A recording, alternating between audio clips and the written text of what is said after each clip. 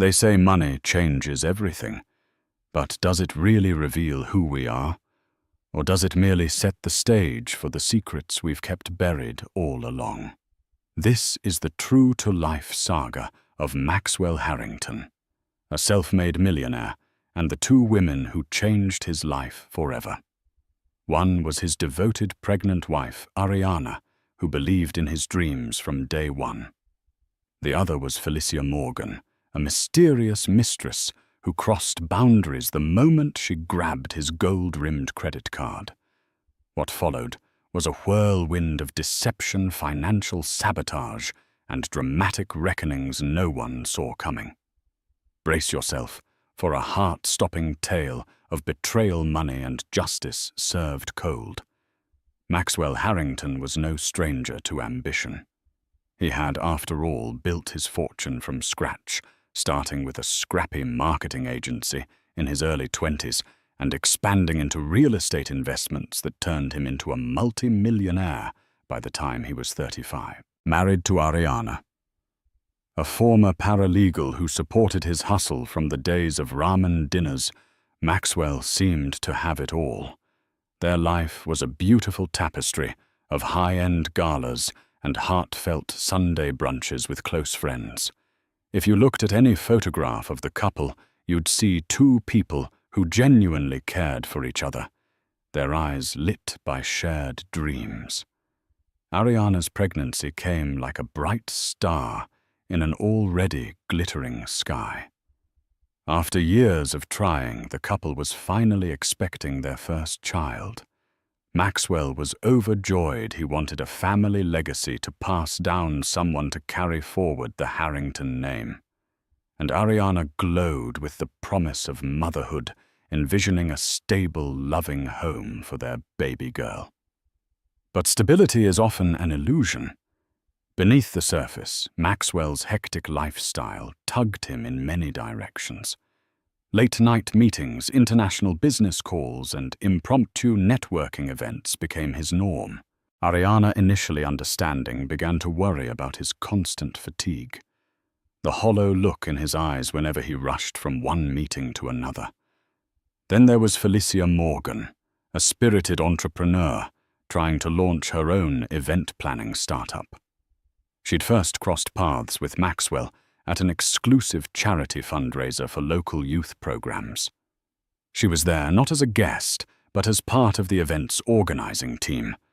A small conversation about lighting arrangements turned into a long exchange about their mutual passion for business. Maxwell was intrigued by Felicia's energy. She listened to him with rapt attention. There was something intoxicating about her ambition, a reflection of his younger self that he found hard to resist. Late-night coffee chats became routine, although Maxwell assured himself it was all professional lines blurred. One evening, Felicia confided that she had major debts holding her back. Maxwell, driven by his usual generosity, offered financial advice, then over weeks more than just advice. It was a slippery slope. Soon texts flew back and forth at all hours, and Maxwell found himself torn between excitement and guilt. What he didn't realize was that Felicia's desire for success went far beyond what she admitted. She saw Maxwell as a gateway to a life she believed she deserved, and so began the descent into a tangled web of deception. Ariana Harrington's life revolved around nurturing the new life within her. She spent her mornings reading pregnancy books, her afternoons planning nursery designs, and her nights waiting for Maxwell to come home. As the months passed, her belly swelled with promise. Yet she couldn't ignore the growing distance in her marriage. Maxwell was away more often. Business, he claimed, always business. But Ariana was no fool. She worked in a law firm environment before and knew how subtle changes in someone's habits could indicate deeper issues. The suspiciously hushed phone calls, the random late-night texts, the way Maxwell sometimes drifted off in conversation, as though his mind was stuck somewhere else. It all formed a puzzle she dreaded completing. One afternoon, she sought out her old friend John Smith, a reliable family attorney from Redwood City, who had handled some of Maxwell's real estate deals in the past. John knew the Harringtons personally. He'd been to their home for holiday parties and had seen how Ariana always had Maxwell's back even in the toughest of times. She didn't explicitly say she suspected an affair. Instead, she spoke about protecting their assets, especially now that they had a child on the way. John, ever the professional, offered sound advice suggesting prenuptial contract reviews, estate planning, and ways to secure the child's financial future. Ariana nodded, her face taut with anxiety. Across town, Felicia Morgan pushed forward in her budding romance with Maxwell, though she cloaked it under the veil of professional partnership. She invited him to walkthroughs of prestigious event venues, introduced him to potential clients who fawned over his success. Felicia was always by his side, beaming with pride, whenever she introduced Maxwell as her investor. The truth was, she had begun to rely on his steady flow of funds to cover her own expenses. Maxwell, enthralled by the excitement of it all, continued to write checks to back her budding enterprise. Over time, Felicia realized Maxwell's generosity had virtually no limit, at least none she had yet encountered. Feeling emboldened, she made a life-altering decision, one that would send shockwaves through every corner of Maxwell's world. Unbeknownst to him, she quietly memorized one of his credit card numbers one night while he was away from the table, leaving the glossy platinum card on the bar counter. It felt like the final step in claiming the sort of life she believed she was destined for. Ariana carried on at home, unaware of the storm brewing. She had no idea another woman had set her sights not just on her husband's heart, but on his wallet, an audacity that would spark a chain reaction no one could have predicted. It happened in a single audacious moment. Felicia Morgan, flush with confidence, placed an order online for a designer handbag using Maxwell's platinum credit card number. She reasoned it was a small expense compared to his wealth, and besides, wasn't she contributing to his happiness by being his muse, his companion, his source of adrenaline in a monotonous life? The handbag was her reward for all her hard work, or so she justified. Yet the thrill of this deceitful purchase was so intoxicating that she didn't stop at one. Within days, a string of high-end transactions followed: luxury shoes, exclusive skincare products, reservations at five-star hotels for business meetings. Each time, Felicia felt a rush of power. She convinced herself Maxwell wouldn't notice a few $1,000s here or there. After all, he never seemed concerned about finances in general. But Maxwell's longtime accountant, George Whitmore, noticed the discrepancies. George was a meticulous man who had managed Maxwell's accounts for nearly a decade. He believed in accountability, especially given Maxwell's complex financial portfolio. When George spotted unusual spikes in credit card statements, charges that didn't match Maxwell's usual spending patterns, he grew alarmed. Discreetly, he raised the matter with Maxwell. Maxwell initially dismissed it, thinking it might be some business-related purchase he had forgotten about, or Ariana's new nesting expenses for the baby. But a few weeks in, the charges escalated beyond reason. Apprehension twisted in Maxwell's gut. He confronted Felicia, who quickly spun a tale of pressing business obligations, an emergency here, an investment there. Maxwell found himself in a moral quandary. On one hand, he felt betrayed that Felicia had used his personal card without explicit permission. On the other, he was flattered she turned to him for help, reinforcing the unspoken bond they shared. A trembling Maxwell hesitated. Should he cut her off? Or should he keep allowing Felicia to draw from his finances for the sake of preserving their illicit relationship? The rational side of him knew this was wrong. But the emotional side, caught up in Felicia's allure, couldn't break free. He fell deeper into the trap she set, grudgingly allowing. Continued use of the card, albeit within certain limits, they verbally agreed on. Unknown to Maxwell, Ariana had reached a tipping point of her own. She had overheard cryptic phone calls and seen fleeting texts with Felicia's name flashing on Maxwell's phone screen. Though Ariana's heart clenched, her maternal instincts and sense of self-preservation kicked in. She decided she must protect her unborn child at all costs. She contacted John Smith again, inquiring about more aggressive financial safeguards.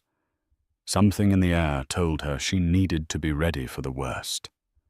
Ariana Harrington had always trusted the quiet patterns of her household's finances. Though Maxwell was the one handling investments and meetings with their accountant, Ariana, ever the meticulous former paralegal, reviewed their joint account once a week. It was a quiet habit she rarely spoke of, just one more way she cared for their future, especially now with their baby girl due in a few months. But that morning, something was off.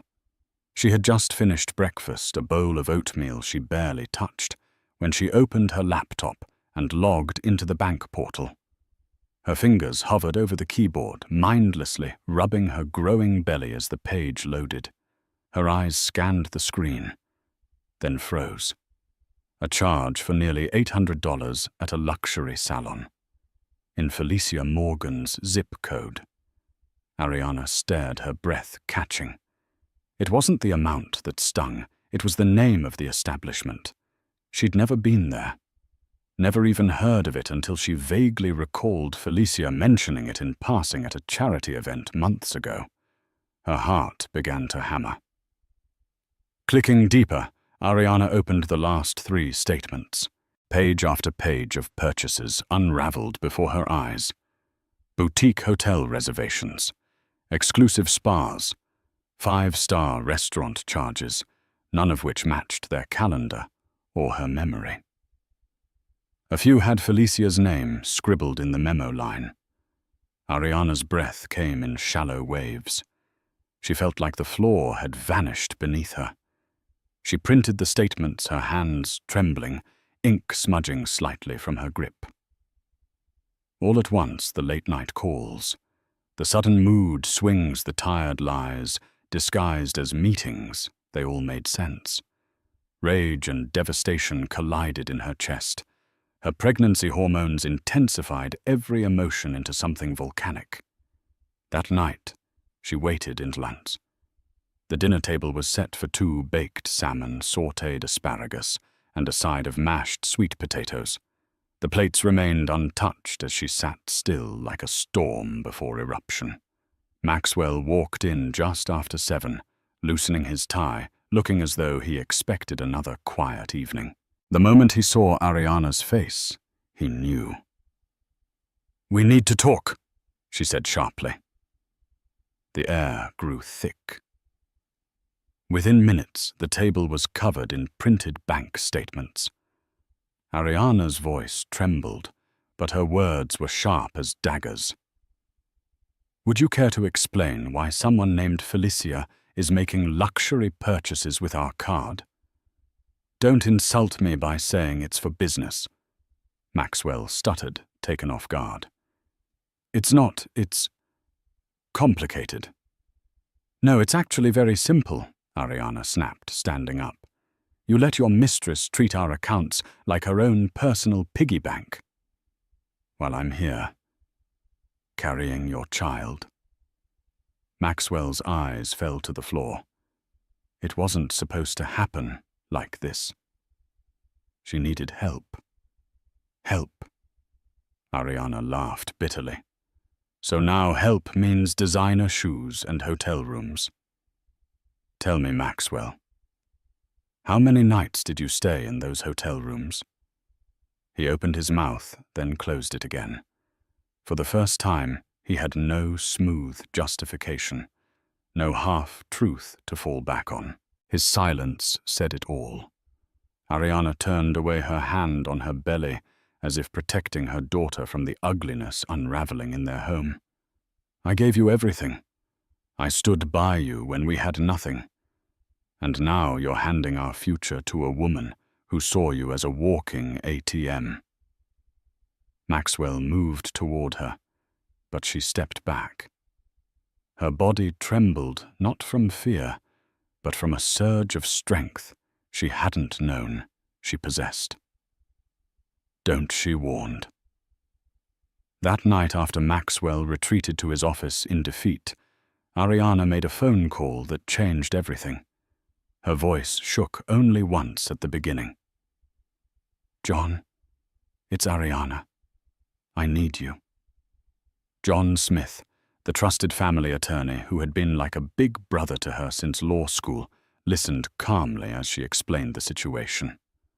"I want every account frozen," she said, her tone resolute. "Not just the joint ones.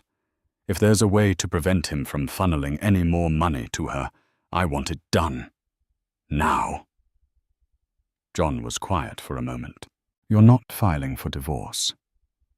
"Not yet," Ariana whispered. "But I'm protecting myself and my child."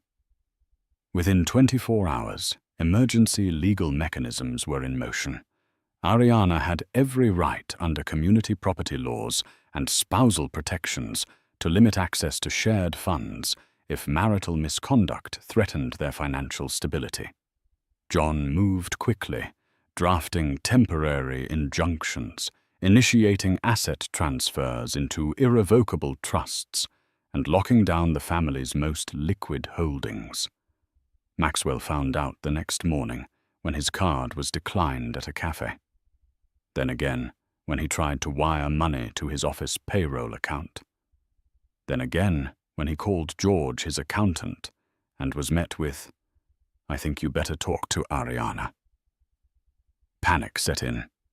Meanwhile, Felicia walked into an upscale boutique with a confident smile, only to have the platinum card declined in front of 2 sales clerks. She stared at the terminal as though it had betrayed her. "Run it again," she demanded. The second attempt failed too. Felicia left, red-faced, her fingers already texting Maxwell in a frenzy. And back home, Ariana sat in the nursery, staring at the tiny crib they'd bought together. She rested a hand on her swollen belly and whispered, "I will never let anyone take from you what's rightfully yours. Not even your father." The war had begun, and this time Ariana was not afraid to fight. In the aftermath of the financial freeze, Maxwell stood on precarious ground. His business empire, Harrington Enterprises, relied heavily on fluid cash flow. Investors watched with concern as rumors circulated about the sudden paralysis in his accounts. Maxwell scrambled for damage control. He scheduled meetings with key stakeholders to assure them it was a domestic matter, that his finances were still secure and his real estate holdings were intact. Yet the air of panic lingered.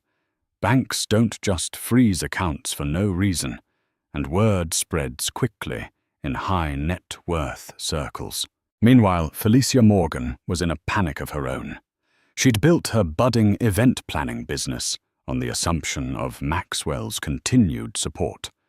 Without it, vendors demanded overdue payments. Clients began questioning her reliability. Felicia tried to contact Maxwell repeatedly, leaving desperate voicemails, some tearful, some angry. When she finally managed to corner him outside his office, her voice shook with fury. "You promised to back me. Now you've left me hanging." Maxwell rubbed his temples in frustration. There was no easy solution. His wife Ariana, still reeling from betrayal, had not only frozen their joint accounts, but initiated a review of every financial transaction Maxwell had made in the past 6 months. Her attorneys filed preliminary motions in court, aiming to protect marital assets under the threat of potential divorce proceedings. Amid the chaos, Ariana wrestled with a whirlwind of emotions. She felt betrayed, but also worried for Maxwell's businesses. Above all, she feared the health toll this stress was taking on her unborn child. Late one night, she found herself lying awake, hand resting protectively on her stomach, tears streaming down her face.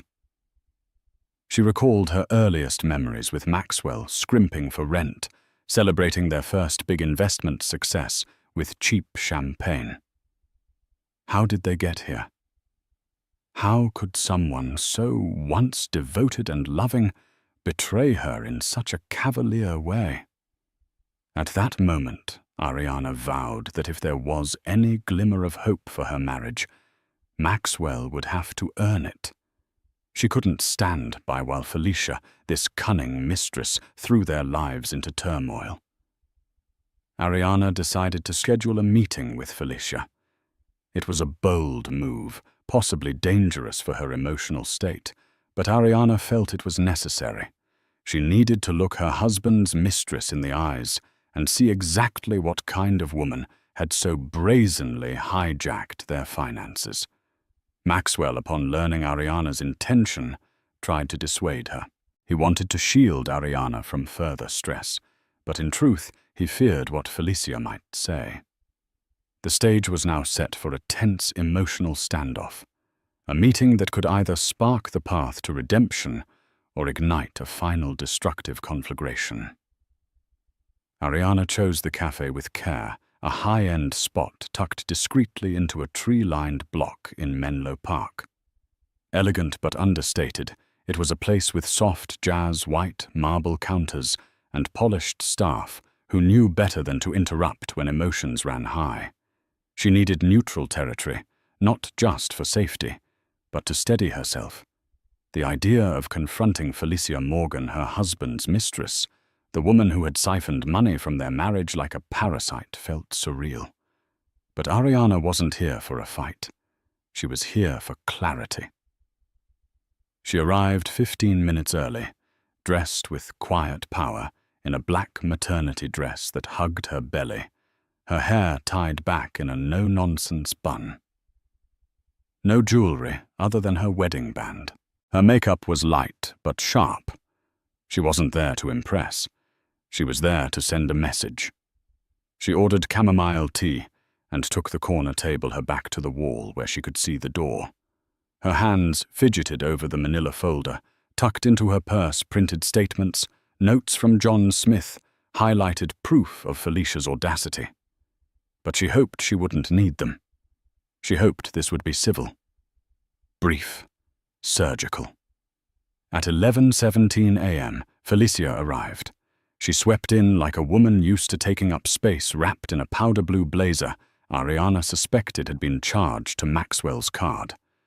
Oversized sunglasses obscured her eyes until she pulled them off with one hand, her expression unreadable. She looked Ariana up and down, perhaps expecting someone more fragile, more frayed. Instead, Ariana met her with a gaze that didn't flinch. Felicia approached with a half-smile that didn't reach her eyes. "Ariana, you look... well." "I'm pregnant," Ariana said plainly. "I look how I feel exhausted and betrayed."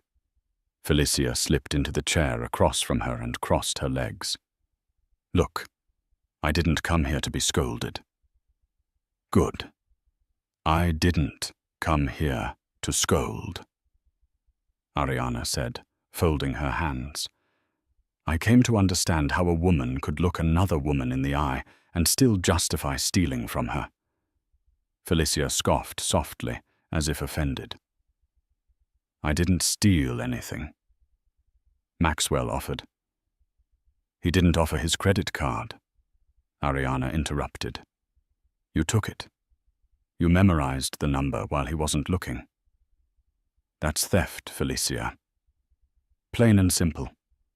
Felicia shifted in her seat. "Maxwell knew I needed help.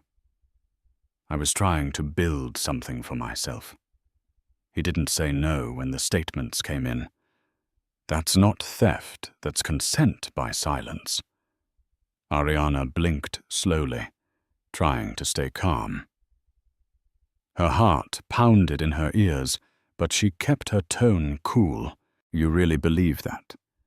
That just because he didn't stop you fast enough, it was yours to take? Felicia leaned in slightly. Ariana, let's not pretend you and Maxwell are some perfect fairy tale couple. He came to me. He confided in me. You think I seduced him? He was already slipping away. A flash of heat shot through Ariana, but she kept her face neutral. My husband may have lost his way, but you lit the trail. Don't flatter yourself. Felicia straightened jaw tight. Why did you want this meeting, really? You've already frozen the accounts. You've humiliated him. You've destroyed my business. What more do you want? Ariana inhaled deeply. I wanted to see what kind of woman you are. I wanted to look into the eyes of the person who knowingly walked into a marriage and helped rip it apart while pretending it was business. For a moment, the mask cracked. Felicia's confidence wavered. She reached for her cappuccino, which the waiter had placed without them noticing, and took a long sip. Then came the line Ariana would never forget. You're trying to hold on to something that's already slipping through your fingers. You think freezing his accounts and playing the legal card will make him love you again. It won't. If he wanted to stay, he wouldn't have left in the first place. The words hit like a punch, but Ariana didn't react. Not outwardly. She leaned in slightly. I'm not trying to win Maxwell back. I'm trying to protect my child from the fallout of your recklessness. That's the difference between us. You see love as a weapon or a transaction. I see it as a responsibility. Felicia looked away for the first time. Ariana reached into her purse and pulled out a single sheet of paper, an image of a transaction from Maxwell's card, for a $2,500 handbag. This is what you traded your dignity for. You're not building a business, Felicia. You're burning bridges with expensive matches. Felicia's lips parted, but she said nothing. Ariana stood slowly, sliding the paper back into her folder. Her legs trembled, but she forced herself to rise with poise. She looked down at Felicia and said in a voice both calm and cutting, You have days left, maybe weeks. But this ride is ending, Felicia. And when it does, you'll look back and wonder how it all fell apart. Let me save you the suspense. It started the moment you saw another woman's life and decided you deserved it more. She turned to leave, then paused.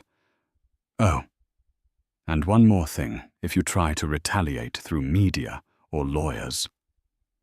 Remember this, I'm a woman with nothing left to lose and everything left to protect. Ariana didn't wait for a response. As she stepped out into the California sun, the heat hit her like a cleansing fire. Her hands shook slightly, and her heart raced, but she kept walking one foot in front of the other. That chapter was closed. Whatever came next, divorce custody chaos, she would meet it head-on. Because the fight wasn't just about a man anymore. It was about a future, and no one was going to steal that from her. Back in his office, Maxwell faced a silent revolt among his own employees. Word had spread that multiple department budgets were locked up because Ariana had effectively frozen the company's primary accounts.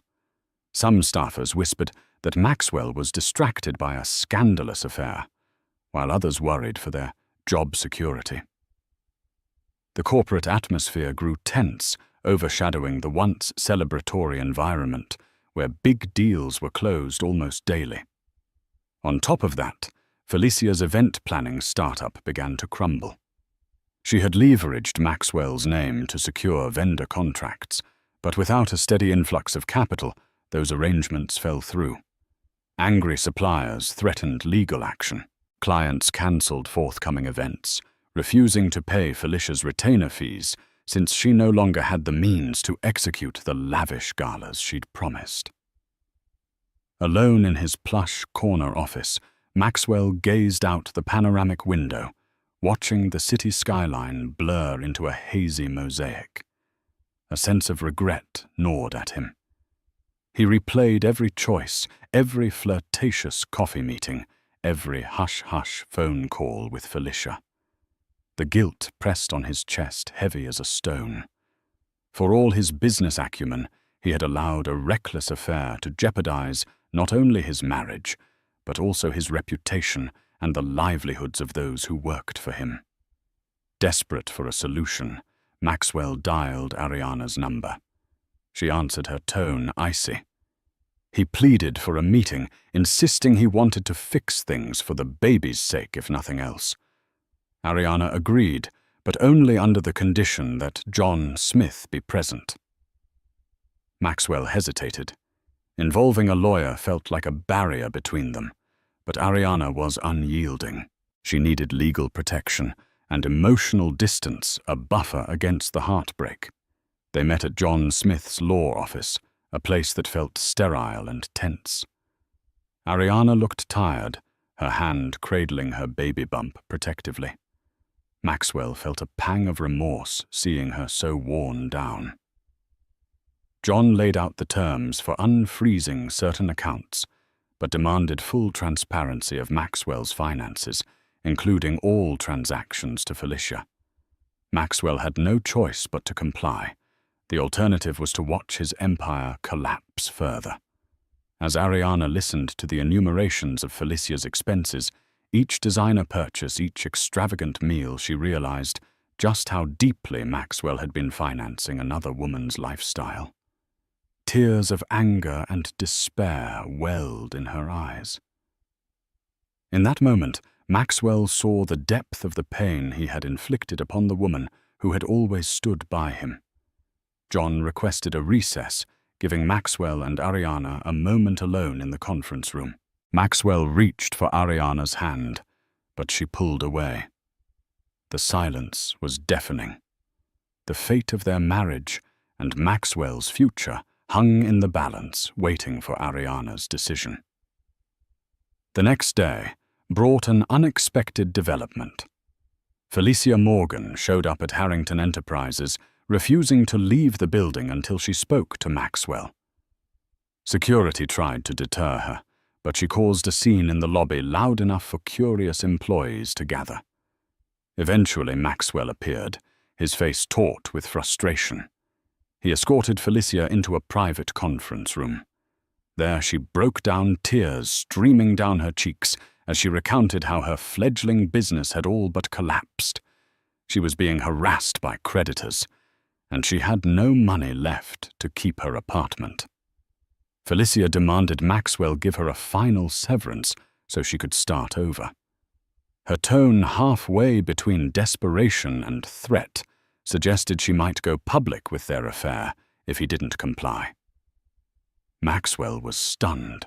The woman who once charmed him with her ambition now revealed a manipulative streak far darker than he'd imagined. Backed into a corner, he felt a sudden rush of anger. "This has to end," he hissed. "I've nearly lost my wife, my child, and my business over this. I can't give you any more." Felicia threatened to contact tabloids, threatening to shred his reputation with interviews and leaked messages. Maxwell, mindful of the potential fallout, refused to budge, but did offer a small settlement to ensure Felicia could move out peacefully and drop any blackmail attempts. Little did he know that Ariana, after hearing rumors of Felicia's dramatic arrival, had come to the office to confront Maxwell. She accidentally overheard part of their conversation through the partially open conference room door.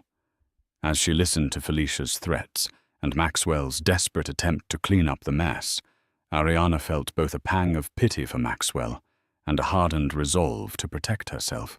When Maxwell exited the room, he found Ariana standing there, her eyes cold yet sad. She turned away without a word, heading for the elevator. Maxwell rushed to follow her, but she was gone before he could explain anything.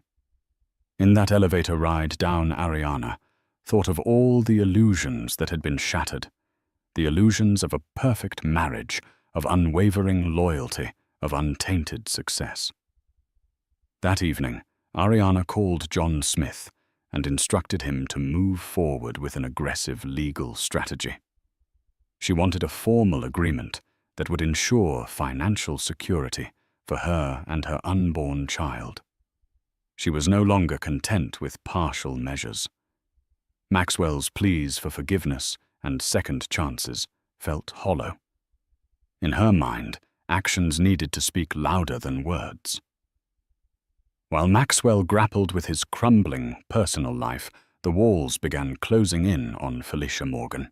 She discovered that certain details of her manipulative behavior, like using Maxwell's credit card without explicit permission, could lead to legal repercussions. Moreover, Maxwell's final offer of a settlement was nowhere near the extravagant sum she had hoped for. Fear, anger, and regret churned inside her, driving her to reckless decisions. She confided her troubles in her only close friend, Tara Nguyen, a public relations specialist who once assisted her in event promotions. Tara, upon hearing Felicia's plan to possibly sell her story to the tabloids, warned her that might get you short-term cash, but you'll become persona non grata in this industry. No high-profile client will ever trust you again. Felicia hesitated. She knew Tara was right, yet with unpaid bills piling up, desperation clouded her judgment. At the same time, Maxwell's legal and financial nightmares grew.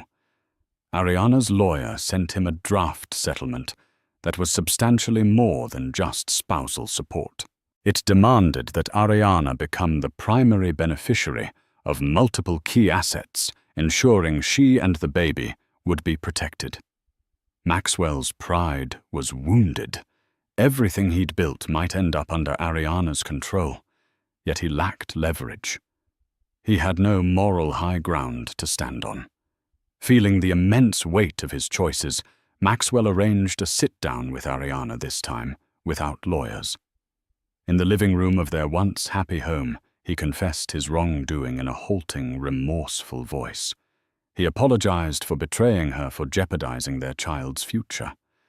Ariana listened, arms folded, tears brimming. "I want to trust you," she whispered. "But I can't if you keep Felicia in your life." Maxwell promised it was over. He even showed Ariana the text messages in which he refused Felicia's demands for more money. Over the course of that conversation, Ariana sensed his genuine regret. She allowed a small crack in her fortress of anger, but the road to reconciliation, if any, would be long and uncertain.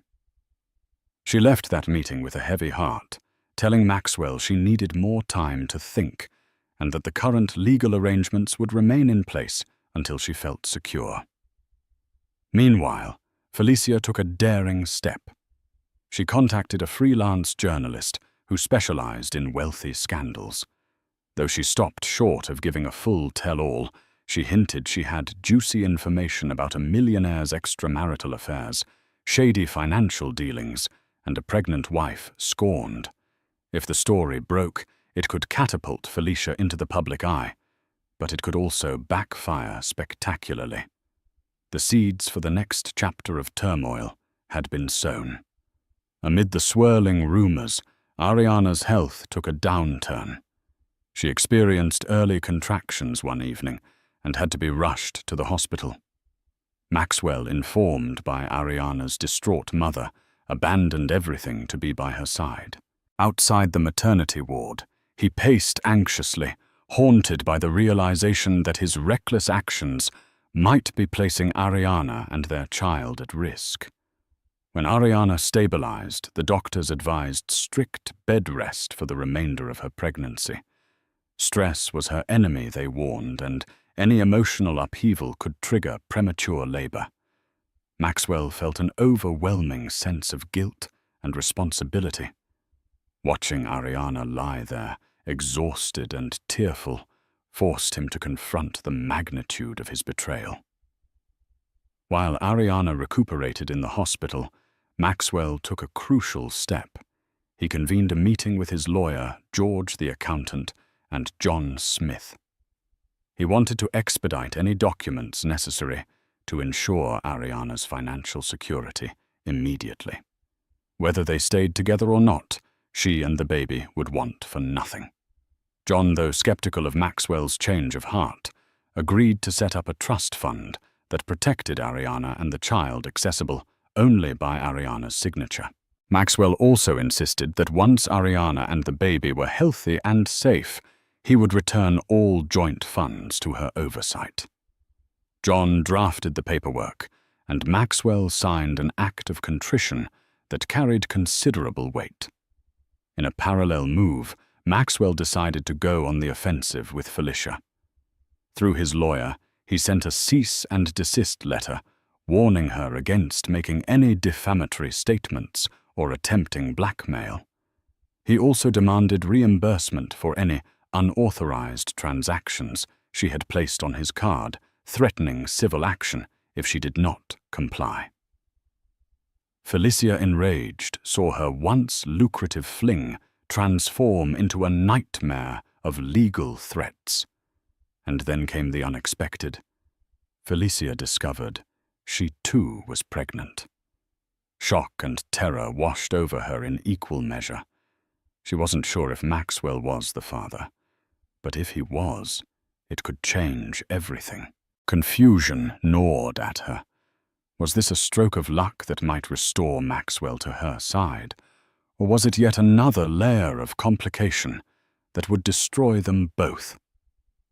As she wrestled with this new development, Maxwell and Ariana's lives inched forward cautiously. Ariana remained in the hospital, battling both her physical and emotional frailties. Maxwell lingered at her bedside, torn between his guilt and a glimmer of hope. He dreamed of redemption, but the looming specter of Felicia, now harboring a potentially life-altering secret, threatened to upend everything once again. Felicia Morgan's possible pregnancy became the catalyst for a whole new wave of tension. She debated whether to inform Maxwell immediately or wait until she had concrete proof. A part of her considered the child as a bargaining chip. Another part dreaded the wrath that might follow. Ultimately, she decided she needed confirmation first. An appointment was scheduled at a nearby clinic where she discovered that she was indeed pregnant. The gestational timeline suggested a high likelihood that Maxwell was the father. Desperate for advice, Felicia confided in Tara Nguyen once more. This time, Tara's counsel was unequivocal. Don't even think about using this child as leverage. If you're going to raise a baby, do it right. A scandal or blackmail could destroy both you and your baby's future. Felicia listened, tears forming in her eyes. She felt trapped by her own ambitions, ones that had led her into a complicated, painful entanglement. Meanwhile, Ariana's hospital stay continued as doctors monitored her condition. Maxwell never left her side for long. He slept in a chair by her bed, held her hand whenever she woke from restless slumber, and read baby books out loud to her in a shaky voice that betrayed his own nerves. For the first time in a long while, he seemed to rediscover the man Ariana had initially fallen in love with, a man of tenderness, not pride. Ariana, exhausted, grappled with internal conflict. Part of her wanted to give Maxwell another chance, especially now that he'd taken steps to secure her future. Yet every time she closed her eyes, she saw images of Felicia spending their money, mocking her at the cafe, or demanding more from Maxwell. The betrayal felt like a cold dagger lodged in her chest, and she wasn't sure it could ever be fully removed. Amid this delicate truce, Felicia's bombshell text arrived on Maxwell's phone. "We need to talk. I'm pregnant." Maxwell's face drained of color as he stared at the screen. He carefully exited Ariana's hospital room and placed a call to Felicia. Her voice was trembling. She revealed she was about 7 weeks along. Maxwell's mind reeled. Ariana was in her 3rd trimester, nearly ready to deliver. The timing felt painfully ironic. 2 pregnancies, 2 entirely different contexts, and one man caught in the middle. Fear flooded Maxwell's thoughts. How would Ariana react? Would this finally destroy any chance of salvaging their marriage? And what about Felicia? Would she weaponize this pregnancy, or would she attempt to handle things quietly? One thing was clear. No matter what he wanted, another life was at stake. He had to step up, or he risked failing not just Ariana and his unborn child, but Felicia's as well. The revelation of Felicia's pregnancy came like a thunderbolt. Maxwell, in a daze, found himself juggling 2 crises. On one side lay Ariana, fragile, hospitalized, and deeply hurt. On the other side, Felicia, desperate, pregnant, and prone to drastic measures. Feeling cornered, Maxwell confided in his close friend and business partner, Marcus Reynolds. Marcus had known Maxwell since their college days, and was one of the few people Maxwell trusted implicitly. Over a tense conversation in Maxwell's office, Marcus exclaimed, "Man, this is beyond complicated. But you need to be honest with Ariana. Even if it breaks her heart, she deserves to know." Maxwell nodded, guilt tightening around him like a vice. Summoning every ounce of courage, Maxwell returned to the hospital. Ariana was propped up by pillows reading a brochure about newborn care. He sat beside her and gently held her hand. Slowly, he told her everything, that Felicia was pregnant, that he wasn't 100% certain it was his, but the timeline suggested it might be. He expected an outburst or tears, but Ariana's reaction was eerie calm. She listened, closed her eyes for a moment, and then said, "I can't do this right now. Please just let me rest." That night, Ariana barely slept. She stared at the tiled ceiling, fear and fury twisting in her mind. The next morning, she contacted John Smith to see if any new legal provisions could be put in place if Felicia indeed had Maxwell's child. John explained that the legal waters could get murky, especially with paternal rights, child support, and custody. Ariana felt her world spinning out of control again. Meanwhile, Felicia wasn't handling things well. She oscillated between defiance and despair. She considered telling the tabloids about her pregnancy, but Tara's cautionary words echoed in her mind. In a rare moment of introspection, Felicia recognized that going public now wouldn't solve her problems. It would only drag more innocent people into the chaos, including the potential child she carried. Eventually, Felicia agreed to meet with Maxwell again, this time with no pretense of blackmail or demands for exorbitant sums. She merely wanted clarity. Would Maxwell be involved if the child turned out to be his? And what would that mean for Ariana? Maxwell made no promises except one. He would take a paternity test as soon as medically feasible, and if the baby was his, he'd provide support. But in the back of his mind, Maxwell knew that no matter how honorable his intentions were, now, he might already have lost the one thing he valued most, Ariana's trust and love.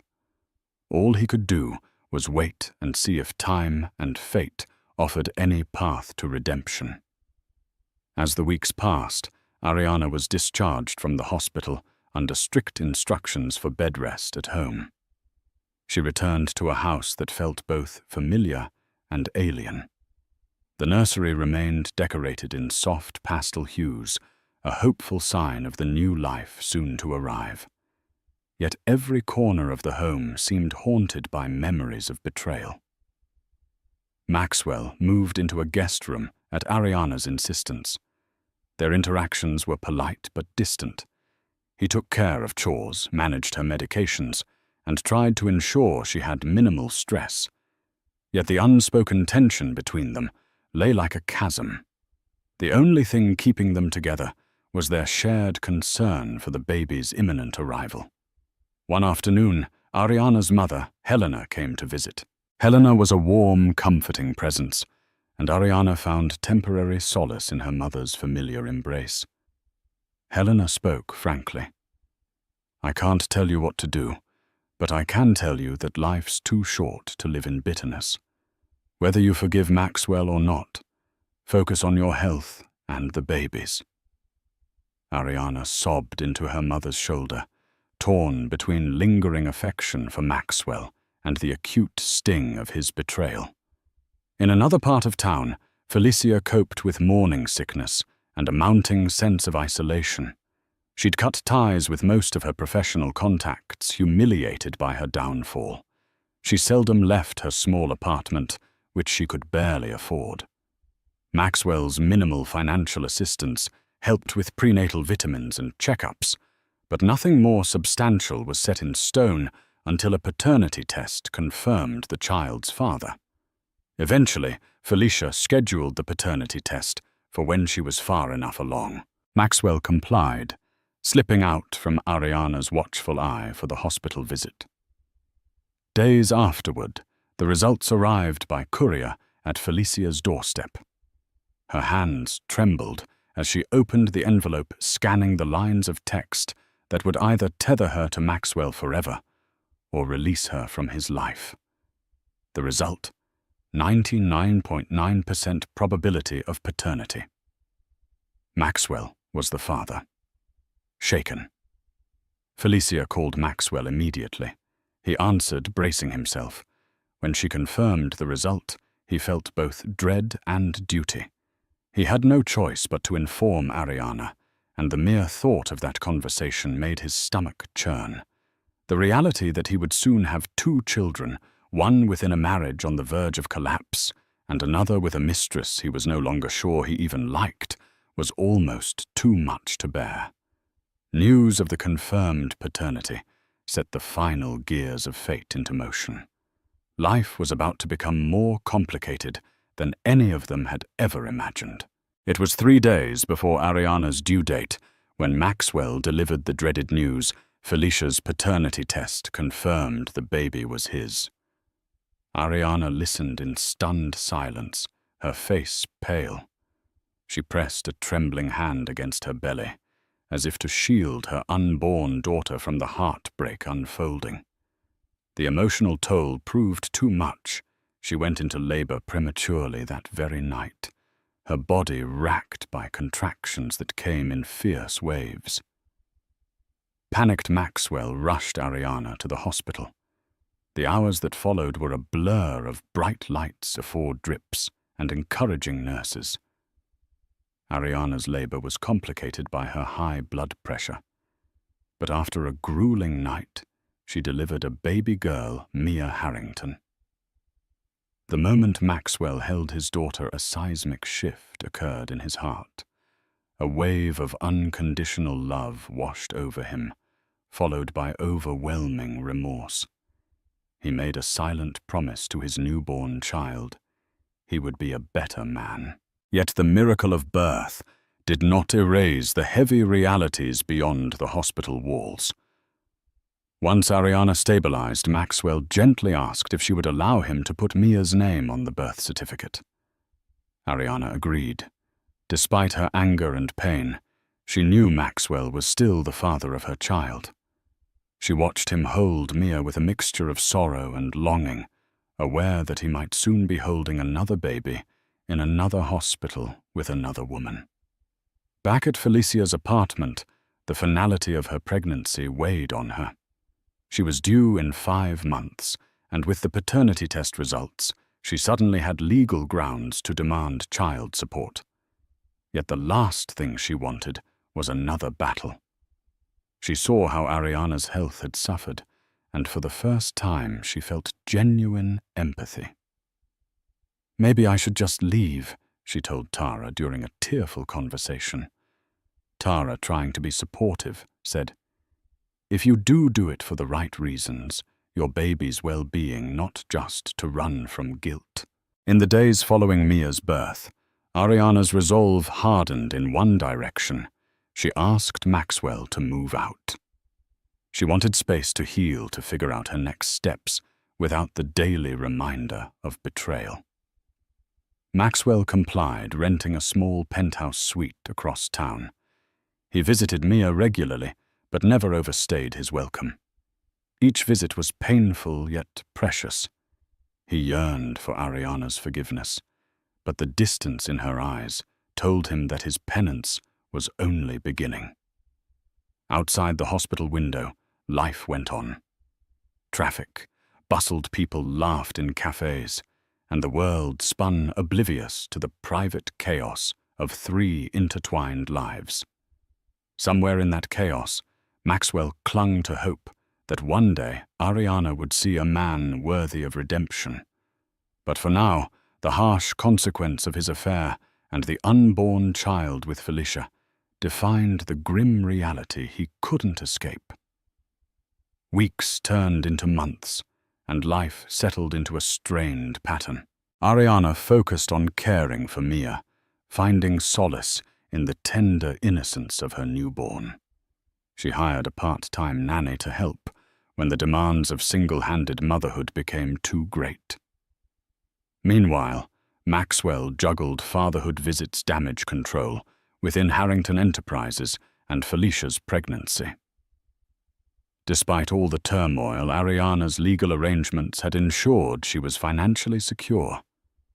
The accounts were partially unfrozen, with a significant portion now under her sole control, and a trust set aside for Mia's upbringing. Harrington Enterprises survived the scandal, though its reputation took a hit among certain circles. Maxwell, chastened by the ordeal, poured himself into rebuilding goodwill with clients and employees alike. He even publicly acknowledged his personal issues, though he never went into detail. Felicia gave birth to a boy, Elijah, 5 months later. The delivery was relatively smooth, and Maxwell arrived at the hospital not out of love for Felicia, but out of obligation to his newborn son. Holding Elijah, he felt the same paternal awe he had with Mia, an unbreakable bond.